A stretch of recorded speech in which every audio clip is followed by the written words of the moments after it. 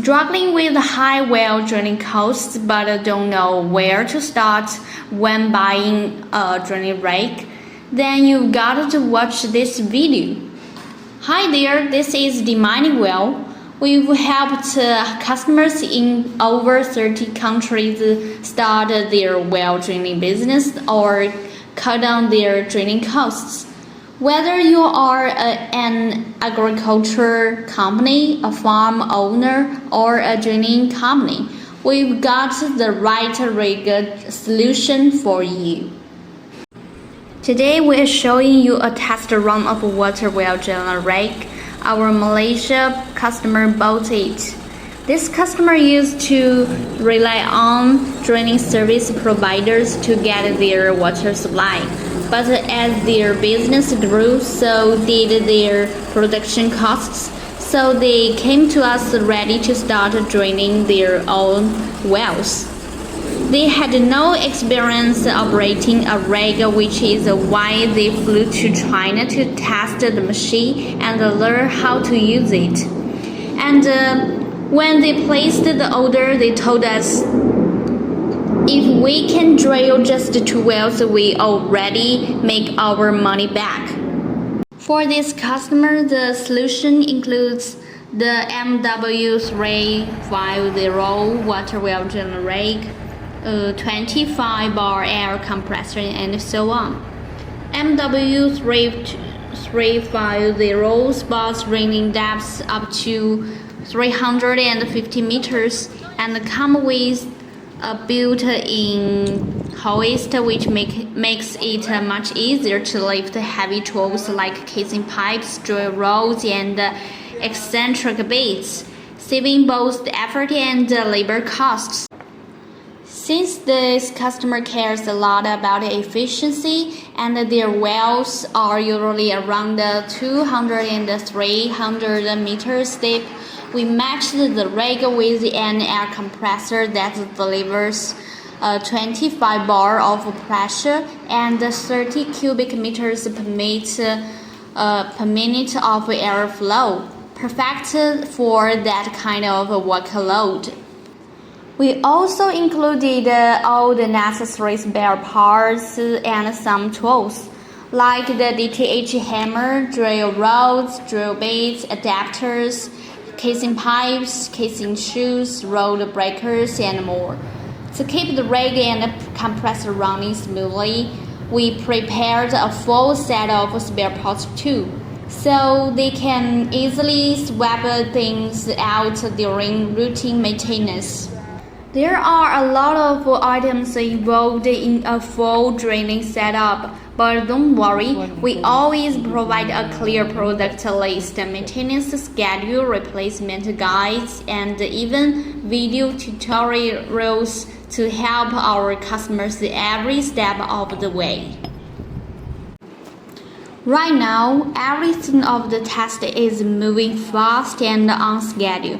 Before shipping, we always carefully pack and seal all the drilling tools and accessories to make sure they stay safe and protected during transport. For the test, we chose a site with a cement ground on top, a soft soil underneath, and possibly some gravel layers further down. A good mix to check how the rig performs in real conditions. And guess what? Our boss is personally leading the test today. He's now working on connecting and assembling all the components to get the rig ready to drill. Let's see how it performs.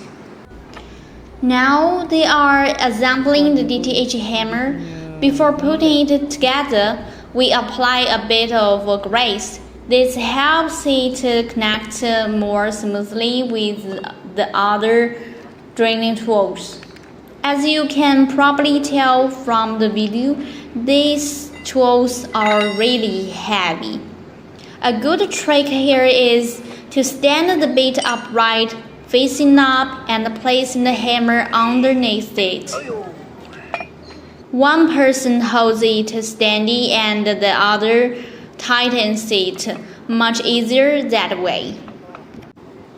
After connecting the hammer and the bait, we use an adapter to link the hammer to the lifting bale, so the hoist can lift them. As you can see, the hoist easily lifts this heavy set of tools into a vertical position. From there, it gets connected to the rake's rotation head. If you're not too worried about the awareness of the hammer, you actually don't need multiple people to hold it. Just one person to guide it and make sure it doesn't get stuck is enough. Now the workers are placing the hammer into the locating hole. They all install two positioning plates to keep the tools stable and ensure the hole stays perfectly vertical during drilling.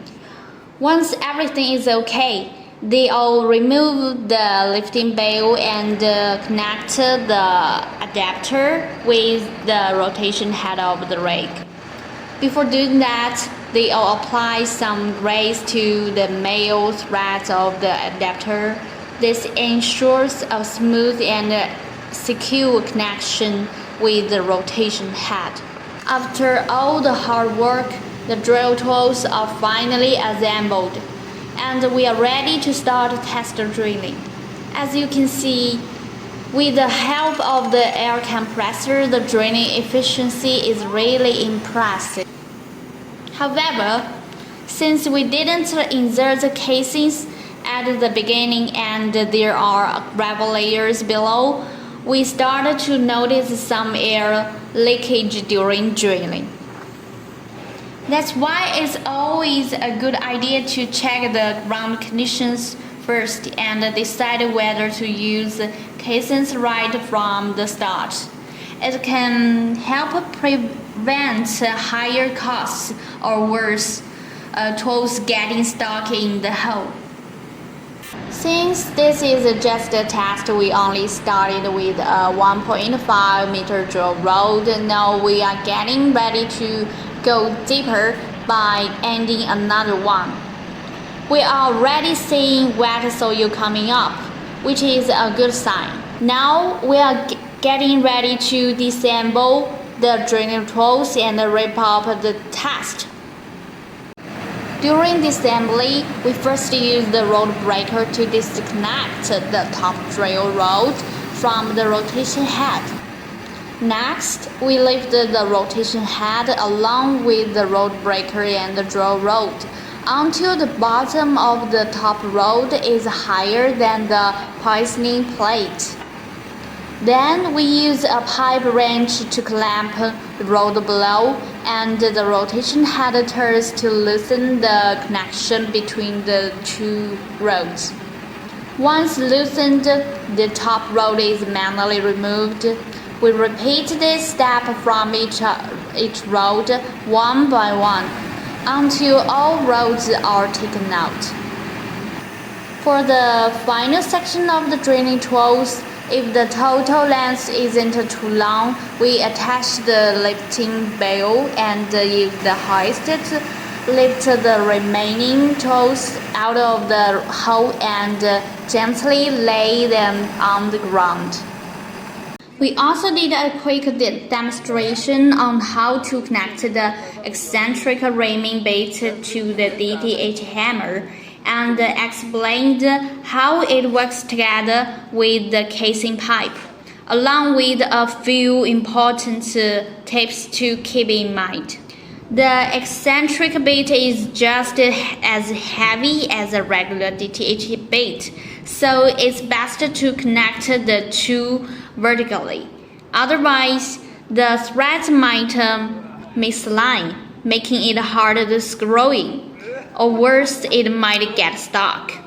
Here's how it works. When the rotation head drives the eccentric bait, the swing arm on the bait expands outward, creating a hole that's wider than the bait itself. This hole is also wider than the casings, allowing the casing to follow the bait down smoothly as you drill.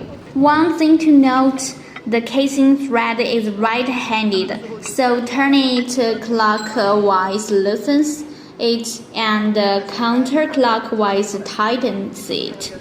And that wraps up our entire test drilling process.